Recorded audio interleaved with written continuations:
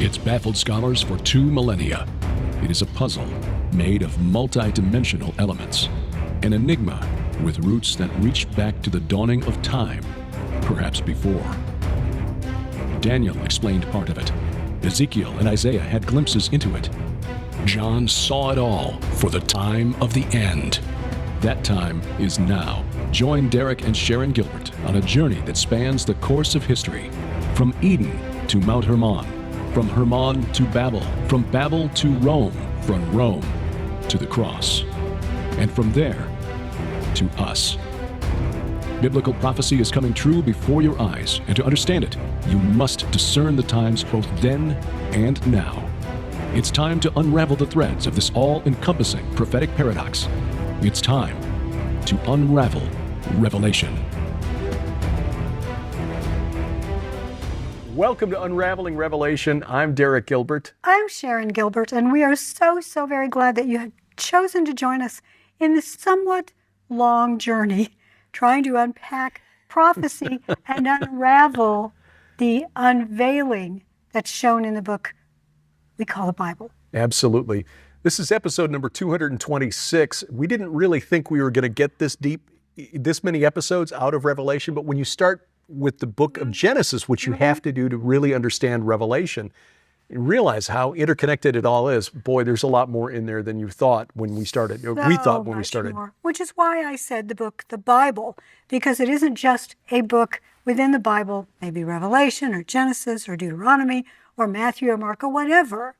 It is Ezekiel and Isaiah and Micaiah and Micah and so many more. Many that many of us haven't read in a long time, because the entire Bible is there to unveil the mission of our Lord and Savior Jesus Christ. That's what Revelation means. It means to reveal, to unveil. Absolutely.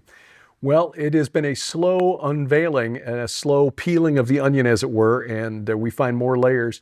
I was going back just before we decided to, come out today to do these programs and looked at where we left off when we rabbit trailed away from Revelation chapter 17. That was 3 months ago.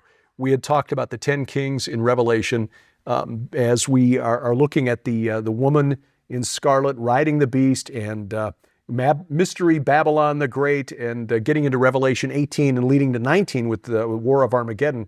There's a lot of backstory, a lot of ground that needed to be prepared before we could get here. Yes, but let me just, for those of you who maybe this is the very first Unraveling Revelation you have ever watched, 3 months ago sounds like, well, where have they been? Well, we've been doing this for a long time, but because of the war in Israel, yes, we took some time to unpack why we need to pray for Israel, why Christians should be concerned about Israel. Right. And if you didn't watch those programs, we highly recommend you go back in the archives. By the way, download our app. That is where you'll find all of the archives of this particular program, but all of our content, our weekly Bible study, the Gilbert House Fellowship, my weekly podcast, A View from the Bunker, our weekly audio podcast, PID Radio, which stands for Peering into Darkness, all of that there. And we encourage that because if you're watching on YouTube, God bless you, subscribe, share it with your friends, click the bell for notifications, but be advised that they may pull the plug on us at some point for saying something they don't like. So that's very likely. Yeah, our app will guarantee that we never get canceled. So that is something you want to take advantage of. You can get it for iOS, for Android, and Amazon Kindle Fire phones and tablets. And besides the content, there is a Bible with multiple translations, an audio Bible. There is a blog section where weekly articles, we publish weekly articles plus other things that we're doing. And of course, the messaging section. That's the most active part. Right.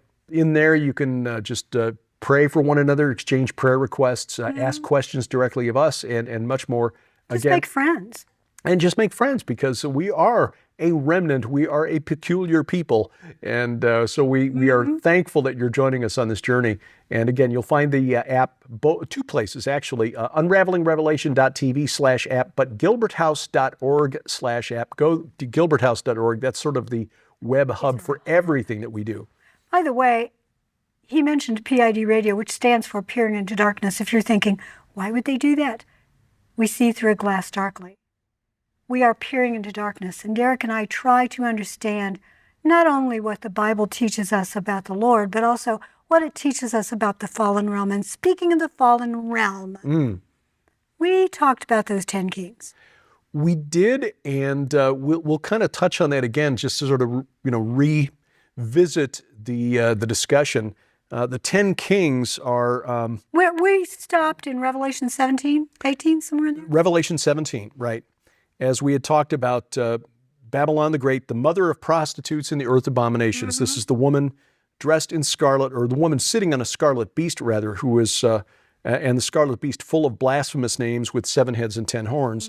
And the angel speaking to John says, the 7 heads and 10 horns, the beast that you saw was and is not and is about to rise from the bottomless pit and go to destruction. This, we speculate, is what in the Bible elsewhere is called Leviathan, chaos. Because in Revelation 13, when it emerges from the sea, Revelation 13, verse 1, it's a chimeric beast, a callback to Daniel chapter 7.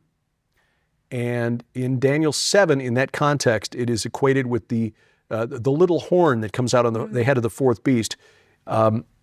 Scholars have equated with the Greek chaos monster, Typhon.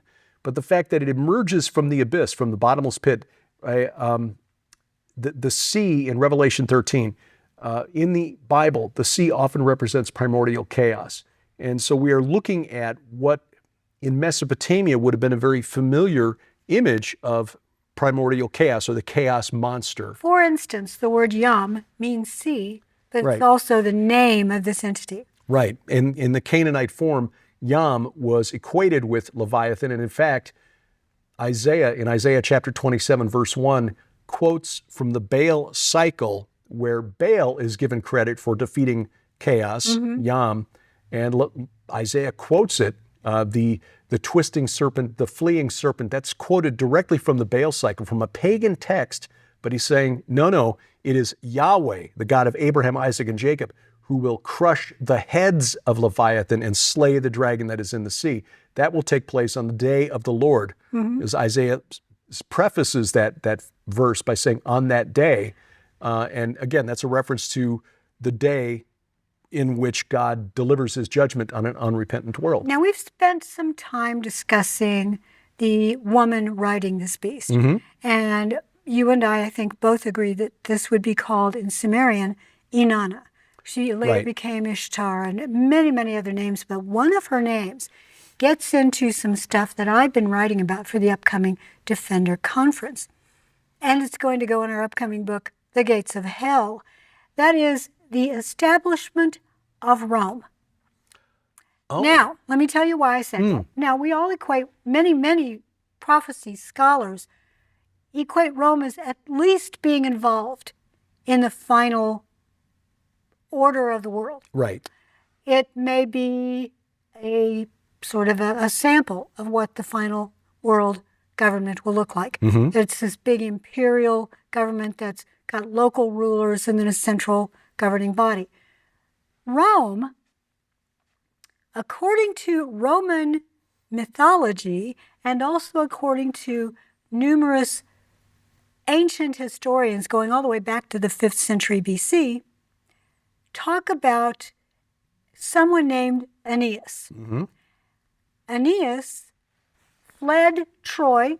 He was part of the Trojan War. He fled Troy with his dad and a whole bunch of others and his household gods, and fled various places, stopped in Carthage for a year, landed elsewhere, was on Cyprus, I think. He eventually ended up in what we would call the Italian peninsula. Right.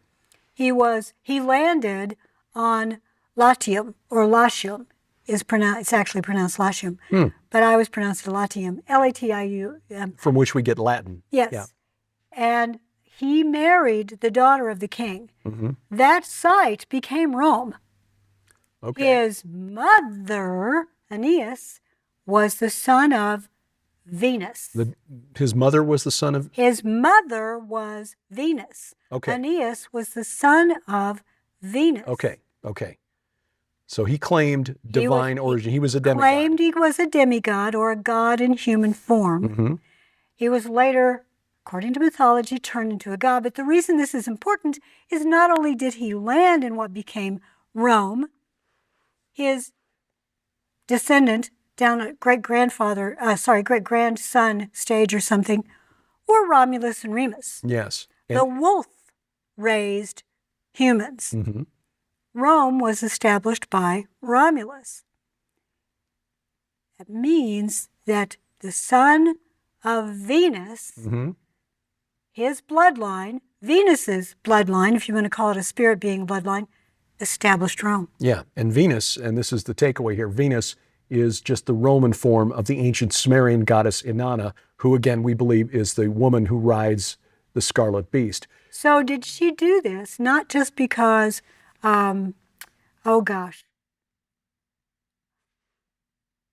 what was Aeneas's father? Anyway, this really handsome guy that she just had to be with. Is that because he was too good looking, or is it because the spirit being was planning something down the road? Well, that's a good question. And I think we want to be clear here that we don't believe that he was literally, that Aeneas was literally the son of... But he claimed to be. He claimed to be, right. And so I think spiritually speaking... That's why I'm going with this. Spiritually speaking. That's why I mentioned he took the household gods. Right. The worship of these entities, that they sometimes called worship of the dead, but the worship of these entities led to epigenetic changes in the human beings and led to changes within their souls and spirits. Yeah, I think. yeah. I think that's very interesting, and I had never really considered this before, but now that you bring it up, in ancient Sumer, the city of Uruk, which dominated Mesopotamia in the prehistoric era, because this was before the invention of writing or the earliest writing that's been discovered yet, the city of Uruk dominated everything from the Persian Gulf to the Taurus Mountains of Turkey for a period, a period of about 800 years, scholars say, from about 3900 down to 3100 BC. And it is probable that that's the civilization, whether it was Nimrod or not, but that was the civilization that built the Tower of Babel at a site called Eridu, which was the patron city, or the city that was sacred to the god Enki, and he was lord of the abyss. His temple was called the House of the Abyss, the Apsu, from which came the Apkallu, which were the watchers of the Hebrews. We've got all this covered in our book Veneration and Giants, Gods, and Dragons. This is scholarly research from secular researchers. This is not us trying to make connections here that don't exist. The point is that the ancient city of Uruk was formerly sacred to the sky god Anu, but at one point the king named Enmerkar, who some think is the historical Nimrod, brought in the goddess Inanna and made Inanna the patron deity of Uruk, of his city, the city that was responsible for building the Tower of Babel. Oh, so but that made Anu mad. Well, and I think Anu is probably the fake news version of the actual creator, Yahweh, because in Mesopotamia, Anu was depicted as sort of retired. He doesn't really bother with human affairs anymore. It's sort of like Uranus, who frankly gets castrated. Exactly. And it's the same story when you go back through history, through Anatolia, the Hittites and the Hurrians. You go back through Canaan and Babylon, Sumer. It's the same story. That sky god, the one who actually created everything, is replaced, and in some of these civilizations was, according to their stories, castrated. But this entity, Inanna, later known as Aphrodite, Venus, Astarte in the Bible, or Ashtoreth in the Bible, I had forgotten that Aeneas claimed to be her son. So here you've got in ancient Sumer, you've got Uruk, where Nimrod, perhaps, certainly the Sumerian king Enmerkar, claims her as his patron deity, and Rome, founded by one who claimed her not only as patron deity, but as his mother. Well, yes, and I think in many ways Rome is an echo of that Babel event. Yeah. This is, well, we need to take a break, but this is really interesting. I hadn't expected the show to go this way. This is, I learned stuff. That's how we roll. It really is. But yeah, I want to talk about this and then the connection between Rome and Babel then. And Boy, we're learning stuff on the fly here as Unraveling Revelation continues. It's a new month, and we have a new special at the Gilbert House online store. We have a crazy, crazy deal on all of our DVDs. They are, regardless of the retail price, they are 75% off. We keep hearing from the kids these days that everything is going to streaming video, that DVDs are old school. Oh, not for us. No, we are old school. And besides, we don't trust the internet will always be there. So take advantage of this special offer. Everything from our travel documentaries. Basically follow us as we go through the Holy Land and show you the important sites at ground zero on this supernatural war, plus video teachings, presentations, and much, much more. You know, with 75% off savings on all the DVDs, as many as you want to get, you've got the money that you saved to go out and buy a DVD player. That's it. Take advantage of it now online only at the Gilbert House store, gilberthouse.org/store. And thank you for your prayers and support. Welcome back to Unraveling Revelation. I'm Derek Gilbert. I am Sharon Gilbert, and we want to let you know something that is a secret. It's not a secret if we tell them, though. Yeah. We have planned on going to Israel this year in the spring. We have now changed the dates to October of 2024. November of 2024. However, because that would make you, the traveler, miss getting to vote in person, we are very seriously considering changing it to next spring of 2025, which means Tim Alberino would join the Iron and Myth Tour. That's right. Dr. Judd Burton, Pastor Doug Van Dorn, who joined us in 2023 this past year. So we are still working with Lipkin Tours on these details and trying to decide whether this makes sense. There are other secret. Yeah, there are other reasons that this may be that this change may take place.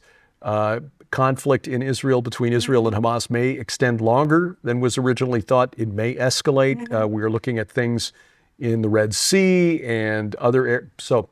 Just if you want to keep up to date with the latest information, go to gilbertsinisrael.com. We will go back to the Holy Land at some point, but specifics will always be at gilbertsinisrael.com. Let me tell you one thing that's another secret that we've not said anything to anyone yet. Now, by the time you watch this, we may have announced it, but we've been approached with the idea of taking a very small tour. It's sort of a Christian support tour of Israel. And we would see the places where many of these things have occurred during the war of attrition between the Israeli people and the Gazan people, and mainly Hamas. October 7 changed everything over there. Yes. So they are putting together some small tours to show people exactly what has happened. This would be a visit to Sderot, which is one of the villages, the towns in the south of Israel, near the Gazan border. It is safe to visit right now. Of course, security would be uppermost in the minds of Lipkin Tours. But this is something we're considering, and we'll make a decision on this soon because obviously this is short notice. It would be a 1-week tour as opposed to... sometime in the early summer. Yeah, well, probably in May, I think is what they're shooting for. But we will see what... again, details need to be worked out. Keep an eye on our app, our websites, and of course our social media sites as well. We will make sure to announce it everywhere once we decide to go ahead and do this. So if you're interested, if and when. So let us know. If you're interested, please send us email. I'll put our email addresses here on the screen so you can see that and you can let us know there. But this would be certainly something that would help Israel because their economy is essentially at a standstill right now. It really is. Yeah.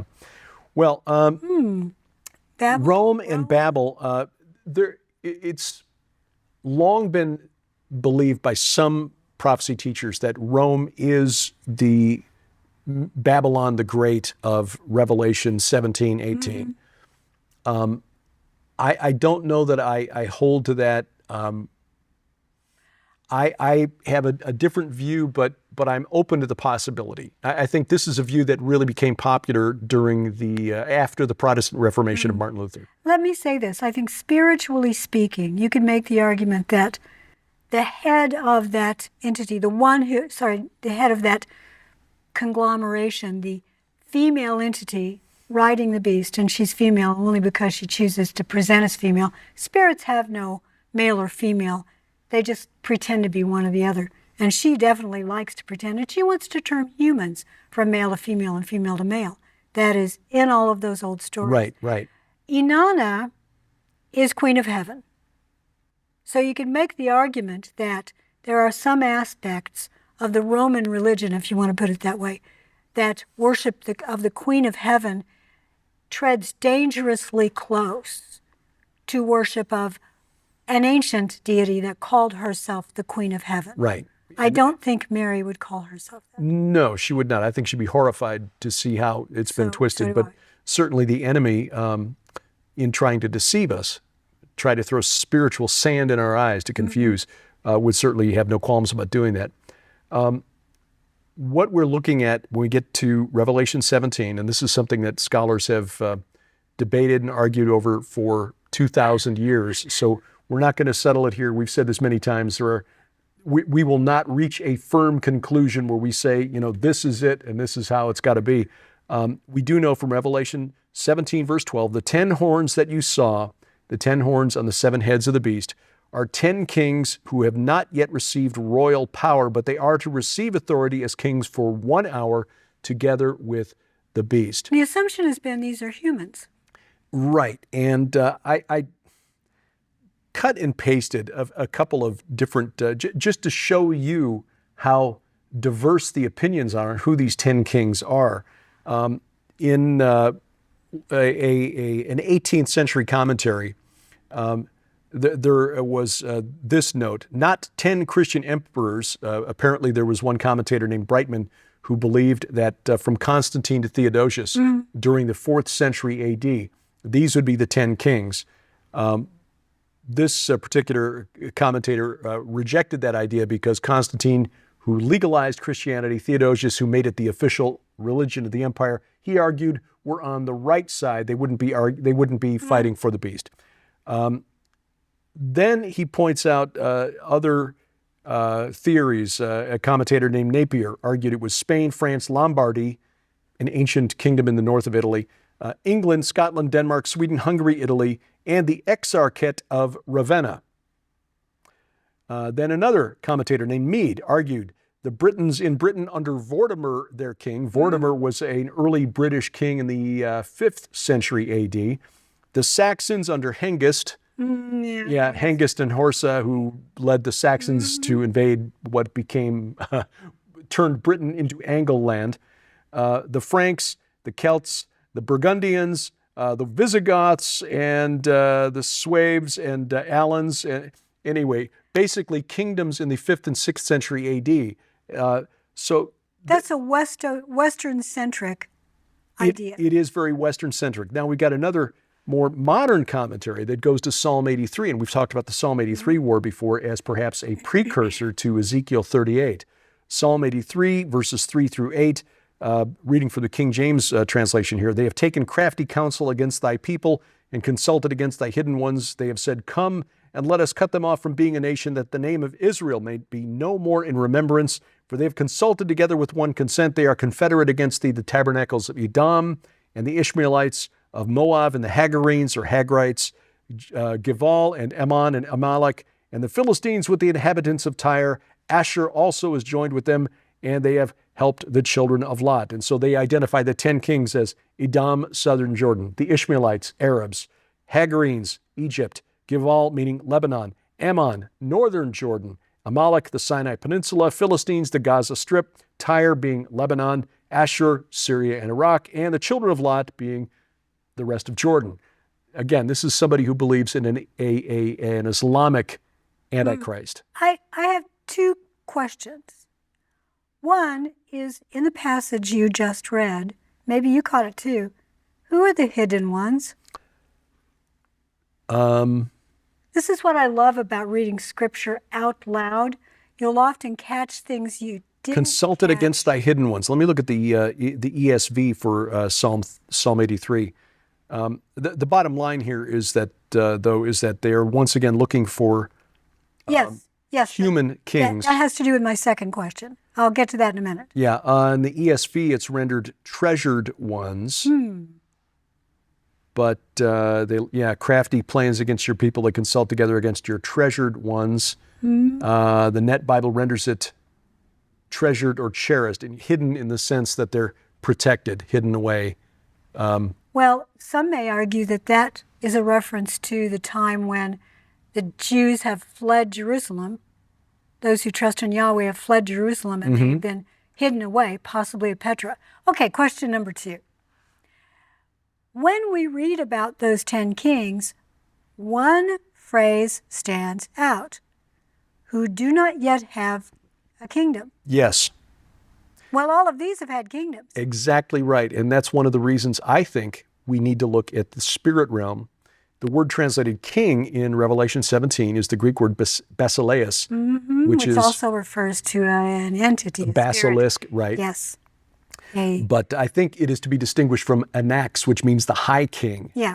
Oh, very much so. Right, Because these would not be high kings. These would be underling kings. right.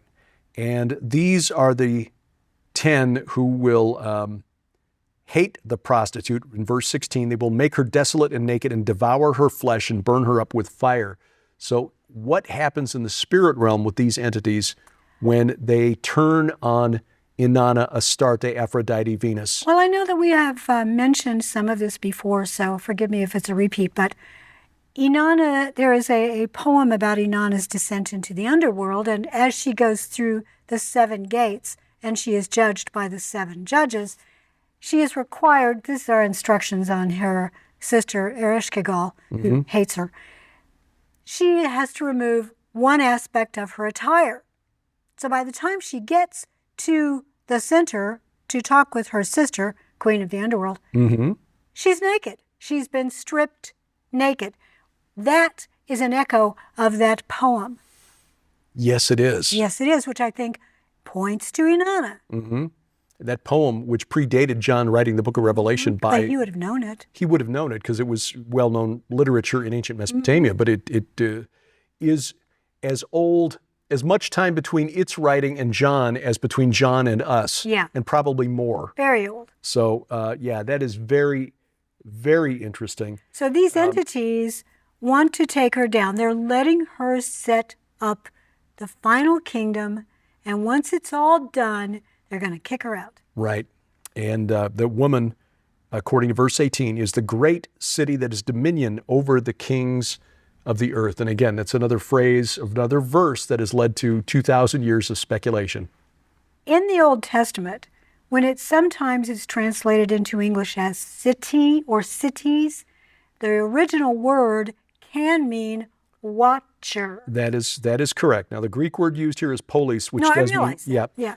But yeah, in the Old Testament, when you see the word city, you need to look at the context because it can mean watcher, identical word. My point there is that cities were associated with watchers because each city had its own watcher. And its own patron deity. Couldn't be a Correct. city if you didn't have a watcher. Yeah. Well, next week we will talk more about the fall of Babylon the Great and the sin of the Amorites. Ooh. Yeah. Don't miss it. We're getting to the good stuff. Of course, it's all good, but It's all good. really good. Thank you for watching Unraveling Revelation. Unraveling Revelation is a viewer-supported outreach of Gilbert House Ministries. Follow us online at unravelingrevelation.tv and gilberthouse.org.